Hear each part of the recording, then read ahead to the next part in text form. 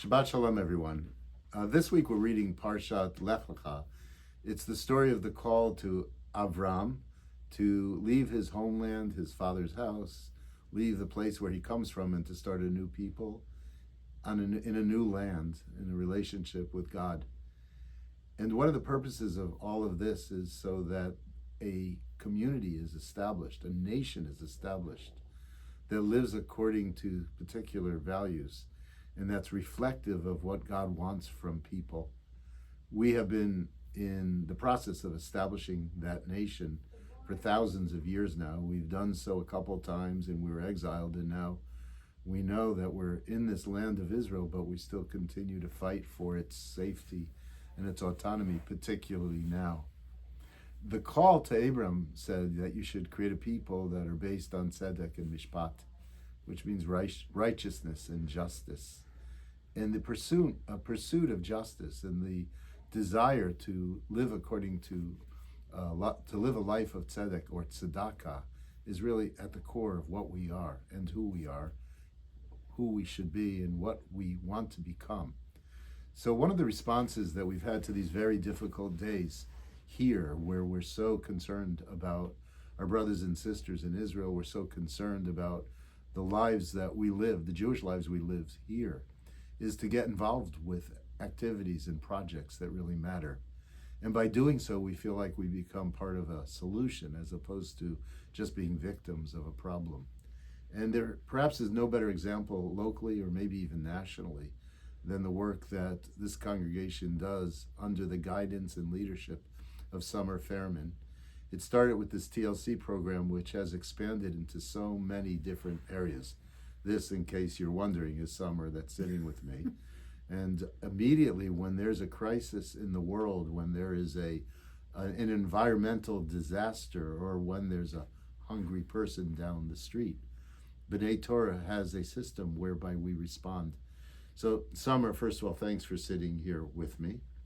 And I'm wondering if you'll share with everybody what the projects are that we have been supporting, perhaps ways that we've been working to help strengthen the people of Israel during this really difficult time. So with all of our work in Israel, we have people on the ground in Israel because of our partners and other organizations that we work with, so we're able to respond immediately. Also, because we had lone soldiers in our congregation and our community, we were able to send things in real time. So as they were getting on planes, they were taking supplies to their units. We have people that are in Israel that are cooking. There are people that are helping with arts and crafts and games and things for children, as this is just all, the sirens might not be foreign to them, but being stuck inside is very foreign. They're used to being outside and they're used to playing with their friends. So our actions were immediate. There was a financial response, there was a physical and tangible response, and we've sent tons of supplies, medical supplies, things that for children and families, just so they can have some sense of normalcy in a time that is just not normal. And then having people in our congregation that are over there is really a touching story for me. We have a brand new set of members that came here less than 4 months ago, and they're there. They went to visit their daughter who made Aliyah 2 days before the war set out, and 2 days later the war happens, and all of a sudden in their brand new home that they don't even have furniture in, they said, let me open the doors and welcome in people who have now nothing. And within 24 hours, Jesse Hutcher left his home and went into Jerusalem and worked in a think tank with a Christian nonprofit to start setting up the evacuation centers. And he's running 2 hotels and has thousands of people. And when I asked what we could do for him, his response was, can you please get me a siddur? I miss my siddur from our shul. And that made me cry. He could have asked me for anything, and asking me for a siddur shows, and from our shul, just shows how tight of a community we are and how far we can reach. Jesse had been coming to Minyan every day until he left and made his aliyah. And the people in the Minyan sent him a beautiful note this past week. And I think that, that's an example of a deep connection with somebody that we know. And we also, here know there's so many people who are connected to Israel very personally, with children or grandchildren who are in the IDF or living in Israel. We're also bringing families into our preschool who came here to get away from Israel with little children. In a few cases, wives have come, mothers have come with their children while their husbands are in the Air Force and fighting in the IDF, and we're trying to create normalcy for them here also. I know that you've also done significant work with the collection of armored vests. Is that right? Yes. We have made sure. It started because we have lone soldiers within our congregation who did not have their proper equipment to go back, and their Jewish moms want their boys to have everything they need.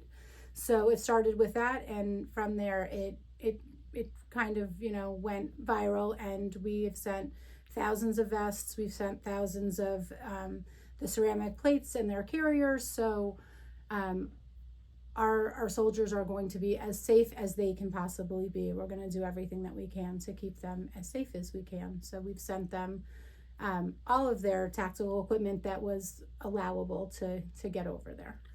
Our partner, in many ways, one who's a benefactor for our work, and a relationship which goes both ways, is Hands on Tzedakah. That's Ron and Meryl Gallatin's organization.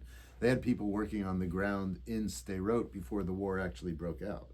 Correct. And so immediately they were involved in rebuilding, and we were involved in helping them get supplies and financing a lot of the needs that they had. So it's great. One last thing. November is a special month around here, right? Years ago, this congregation had what they called Mitzvah Day, like so many congregations do. And Summer and I talked about Mitzvah Day after it took place and said it doesn't make sense, because in our worldview, every day should be Mitzvah Day for the Jewish people. So we started then to expand that with a Mitzvah Month, where there are projects going on in this synagogue and outside the synagogue with our people throughout the community. How's that going? And if you could make an ask of the congregants, what would you ask for regarding Mitzvah Day? Mitzvah Month is coming. It'll be here in less than a week. So November is our month that we highlight for every day. There is something to do, sometimes 3 and 4 things to do.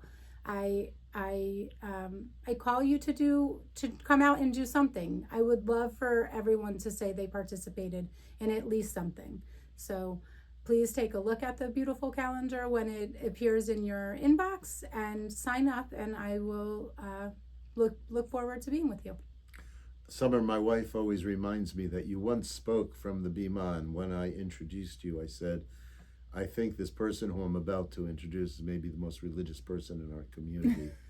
And I believe that. I think that your total dedication and commitment to helping others, to helping our people, and to helping all people in this world is truly exemplary, and I know that's why you're so loved and respected in this community. So Shabbat Shalom, and we'll continue our work together, yeah?